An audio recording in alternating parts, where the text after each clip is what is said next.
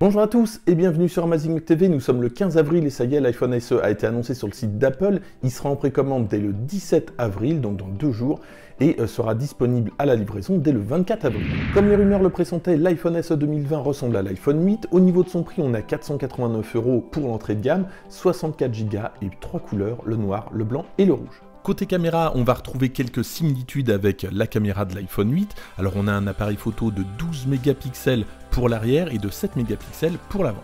Mais bonne nouvelle, le mode portrait est disponible et ça avec la caméra arrière et la caméra avant contrairement à l'iPad Pro 2020. Autre différence, en enregistrement vidéo, on aura l'enregistrement stéréo comme on l'avait déjà pour les iPhones de dernière génération. Autre nouveauté qu'on n'avait pas sur l'iPhone 8 mais qu'on avait déjà sur l'iPhone 11 Pro, c'est QuickTech. Et puis alors tout ça on le verra lorsqu'on déballera l'iPhone SE. Côté étanchéité, on est IP67, ça veut dire qu'on va pouvoir le plonger à 1 mètre pendant 30 minutes.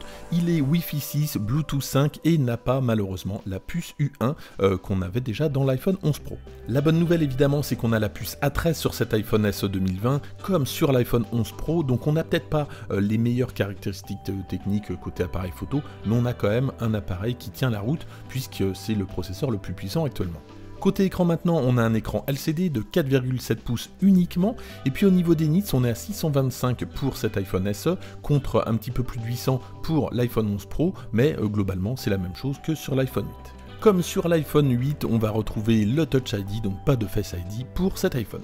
Et puis côté stockage, je vous en parlais tout à l'heure, donc ça commence à 64, on a une version à 128, et puis ça monte jusqu'à 256 Go.